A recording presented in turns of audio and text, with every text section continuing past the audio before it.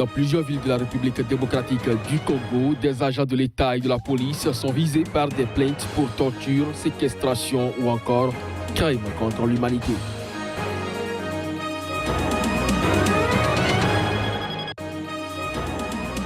En Égypte, le Parlement a prolongé de 3 mois l'état d'urgence instauré initialement en avril dernier après des attentats meurtriers contre des églises coptes.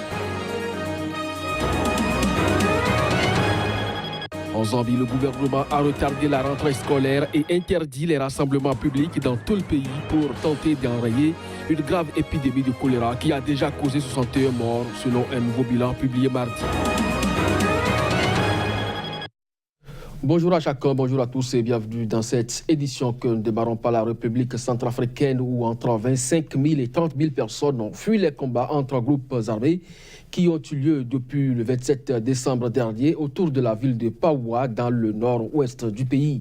Des humanitaires entendent installer un site de déplacés car les familles d'accueil qui ont pris en charge ces bon nombre de déplacés ont atteint la limite de leur capacité d'accueil. Les détails. Nombre de déplacés ont été pris en charge dans des familles d'accueil à Paoua, selon une source au bureau humanitaire de l'ONU, OCHA. Ils sont entre 25 000 et 30 000 personnes qui ont fui les combats entre groupes armés qui ont eu lieu depuis le 27 décembre dernier autour de la ville de Paoua dans le nord-ouest de la Centrafrique. Les affrontements opposent le groupe armé Mouvement national pour la libération de la Centrafrique au groupe armé Révolution et Justice. Les humanitaires sont en train d'envisager l'installation d'un site de déplacés car les familles d'accueil ont atteint la limite de leur capacité. Ils sont souvent plus de 40 déplacés par famille, ce qui pourrait créer très rapidement des problèmes d'approvisionnement en eau et en nourriture selon Médecins sans frontières. Les personnes fuyant les combats ont fait état de villages brûlés, des actions et d'attaques contre tous ceux qui se trouvaient dans la zone. Face à la violence des combats, Médecins sans frontières a dû fermer progressivement ses 7 centres de santé situés autour de la ville de Paoua et estime que 3 parmi eux ont déjà fait l'objet de pillages.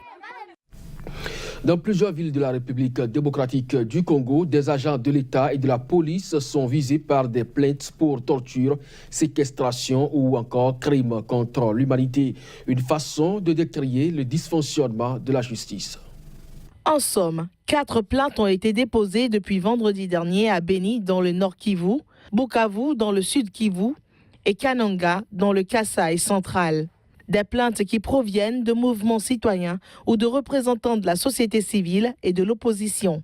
Ces derniers estiment que leurs droits fondamentaux de citoyens ont été bafoués lors de la répression des récentes manifestations. Ils ont donc décidé de faire appel à la justice. La dernière plainte en date a été déposée lundi à l'auditorat militaire de Beni.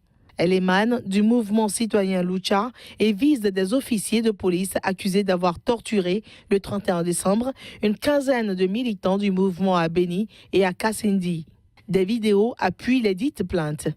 Une autre plainte, toujours de la Lucha, vise le maire de Kananga, accusé lui d'avoir séquestré et torturé des militants le 29 décembre. Quant aux militants, ils sont en prison. À Bukavu, 2 autres plaintes ont été déposées par un collectif, cette fois incluant des représentants de la société civile, des mouvements citoyens et des partis d'opposition. Les 11 militants de la Lucha arrêtés le 29 décembre à Kananga ont comparu pour la première fois mardi. 3 ans de prison ont été requis contre 10 militants opposés au maintien au pouvoir du président Joseph Kabila, alors que la défense a plaidé pour leur acquittement. Poursuivi pour désobéissance à l'autorité publique et participation criminelle, un des 11 hommes a été libéré sur le champ à la demande du procureur car il avait été arrêté par erreur. Le verdict de ce procès sera annoncé dans une semaine. Toujours en République démocratique du Congo, l'heure est au deuil national en mémoire des victimes des dernières inondations. Les crues et éboulements de terrain ont fait 44 morts selon un bilan définitif établi par le gouvernement provincial de Kinshasa. Près de 5100 habitations inondées, 192 maisons écrouées et plusieurs milliers de personnes déplacées vers des milieux d'accueil en attendant la baisse du niveau des eaux. Le gouvernement central pointe du doigt le réchauffement climatique, mais les populations indignées a des mots durs contre les autorités. On les écoute. Moi, je suis étonné de constater que cette déclaration est faite par le porte-parole du gouvernement qui n'est pas un expert environnementaliste. Il fallait poser cette question aux environnementalistes qui pouvaient bien donner des lumières par rapport à ce problème. Alors, ce qui se passe à Kinshasa, c'est inacceptable. Nous devons reconnaître, et nous, population et les pouvoirs en place, qu'il se pose un problème d'urbanisation à travers toutes les villes de la RDC. Les gens construisent n'importe où, les gens bâtissent n'importe où, et curieusement, ces gens-là détiennent les documents de l'État. Ça, c'est un langage de rigolo. Les gens qui tiennent de tels propos sont des rigolos. De tous les gens qui nous gouvernent là, je crois que tout le monde est censé connaître la situation du pays. Il y a un problème d'urbanisation. Il y a des manques de canalisation, ainsi de suite. La ville est très sale. En tout cas, ils doivent être très sérieux avec eux-mêmes. Voilà, les gens qui sont censés nous gouverner, ils se comportent, ils tiennent de tels propos. Ils vont mentir jusqu'à quand? Qui ne sait pas que les maisons des gens ont été inondées? Quelle catastrophe naturelle! Je trouve que c'est un raisonnement insensé, parce que tenir de tels propos alors que nous voyons ici, sur le boulevard du 30 juin, vous verrez que les caniveaux sont déjà pleins, il y a trop de sable, il n'y a pas de canalisation pour acheminer l'eau jusqu'au fleuve, et quand il parle de réchauffement climatique, en tout cas, c'est déplorable, c'est déplorable. Si nous avons des dirigeants qui tiennent de tels propos quand il y a un intérêt humain, 44 morts, je ne sais pas s'il a déjà eu 44 morts dans sa famille, mais c'est 44 morts pour un problème d'urbanisation. C'est un gouvernement démissionnaire. Moi, à sa place, je mettrais ma démission en poste et je la lirai au public au lieu de tenir de tels propos. En Zambie, le gouvernement a retardé la rentrée scolaire et interdit les rassemblements publics dans tout le pays pour tenter d'enrayer une grave épidémie de choléra qui a déjà causé 61 morts selon un nouveau bilan officiel publié mardi. L'armée a également été déployée dans les rues de la capitale pour y interdire l'activité des vendeurs de rue accusés de ne pas respecter les conditions d'hygiène minimales. Mais malgré ces mesures, la maladie continue sa propagation. Les autorités zambiennes ont annoncé le report de la rentrée scolaire initialement prévue le 8 janvier dernier. Elles ont également interdit tous les rassemblements publics et même instauré un couvre-feu dans le bidonville de Kanyama, foyer de l'épidémie à Lusaka. Sur ordre du président Edgar Lungu, l'armée a également été déployée dans les rues de la capitale pour y interdire l'activité des vendeurs de rue accusés de ne pas respecter les conditions d'hygiène minimales. Mais malgré ces mesures, la maladie continue de se propager. Selon un bilan rendu public mardi par le ministère zambien de la Santé, le pays a enregistré 114 nouveaux cas au cours des dernières 24 heures, ce qui porte l'heure totale à 2672 depuis que l'épidémie a éclaté. Le nombre de morts est monté désormais à 61. L'épisode en cours de l'épidémie de choléra a débuté le 28 septembre dernier dans un quartier de la capitale Lusaka, selon l'Organisation mondiale de la santé, et s'y est rapidement propagé.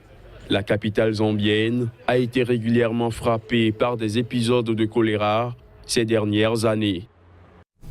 Manifestation contre la hausse des prix en Tunisie. La mort d'un manifestant a jeté de la poudre au feu. Le ministre tunisien des Finances, Rida Chalgoum, s'est exprimé mardi face aux médias. Des mesures d'austérité prévues par le gouvernement ont suscité des mécontentements. Des échauffourées ont eu lieu dans la nuit de lundi à mardi, alors que des revendications sociales se font entendre. Le décès d'un homme au cours des incidents est survenu dans des circonstances encore indéterminées au sud de Tunis. Des dizaines de personnes ont été arrêtées et plusieurs bâtiments publics endommagés lors de ces heurts. Au moins 44 personnes ont été arrêtées, dont 16 à Kasserine et 18 dans des quartiers populaires près de Tunis. Les taxes ne touchent en rien le panier, donc, comme pour tout ce qui est produits alimentaires et autres, puisqu'ils sont hors champ TVA. Donc, parmi les acquis de la démocratie, c'est qu'il a la possibilité de s'organiser, la possibilité de manifester, mais aussi on a l'obligation de travailler pour que l'économie tunisienne soit une économie saine, une économie où cette croissance qui pointe du bout du nez en 2017 se consolide davantage. Le mois de janvier est traditionnellement marqué par une mobilisation sociale en Tunisie depuis la révolution de 2011. En Égypte, le Parlement a prolongé de 3 mois l'état d'urgence instauré initialement en avril dernier après des attentats meurtriers contre des églises coptes, des attentats revendiqués par le groupe État islamique et qui avaient fait 45 morts. Plus de précisions à travers cet élément. Cette mesure d'exception proposée par le président Abdel Fattah al-Sisi et validée par le Parlement a déjà été reconduite plusieurs fois. Son instauration en avril dernier faisait suite à 2 attentats meurtriers dans des églises coptes, Atenta et Alessandrie dans le nord de l'Égypte, qui avaient fait 45 morts. L'État islamique qui a revendiqué ces attentats avait assuré que d'autres attaques viseraient la communauté copte. Le mois suivant, les djihadistes avaient tué 30 chrétiens qui se rendaient en pèlerinage dans un monastère. Une autre attaque anti-copte revendiquée par l'État islamique a fait 9 morts au mois de décembre dernier dans une église du Caire. L'état d'urgence élargit considérablement les pouvoirs de la police en matière d'arrestation, de surveillance et peut imposer des restrictions à la liberté de mouvement. L'état d'urgence est déjà appliqué depuis quelques années dans une partie du nord de la péninsule du Sinaï, dans l'est du pays, où l'État islamique demeure très actif. L'Égypte est restée 30 ans durant sous état d'urgence. La mesure n'avait été levée qu'un mois avant l'arrivée au pouvoir du président islamiste Mohamed Morsi en 2012. À la deuxième journée de sa visite d'État en Chine mardi, Emmanuel Macron s'est entretenu avec son homologue chinois Xi Jinping. La France cherche à rééquilibrer ses relations commerciales avec la Chine qui génère son plus gros déficit extérieur. Dossier économique, signature d'une 50aine d'accords et de contrats sur le nucléaire civil et l'aéronautique. La seconde journée de visite de Emmanuel Macron en Chine a été consacrée à des aspects importants.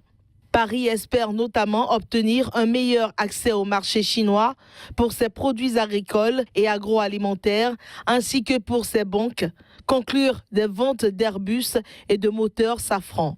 Il est aussi question d'avancer sur un méga contrat pour Areva portant sur la fourniture d'une usine de retraitement des déchets radioactifs. Emmanuel Macron est arrivé en Chine avec une 50aine de chefs d'entreprise. Il en a profité pour assister à la signature d'un contrat avec le géant chinois de la vente en ligne qui s'est engagé à vendre sur ses plateformes pour 2 milliards d'euros de produits français aux consommateurs chinois sur les 2 prochaines années. La Chine, comme le dit le président français, est en train de poursuivre sa stratégie de développement économique et, compte tenu de la taille de ce marché, cela a un impact sur toute la mondialisation. C'est la fin de cette édition. Bonne journée à chacun et à tous. Au revoir.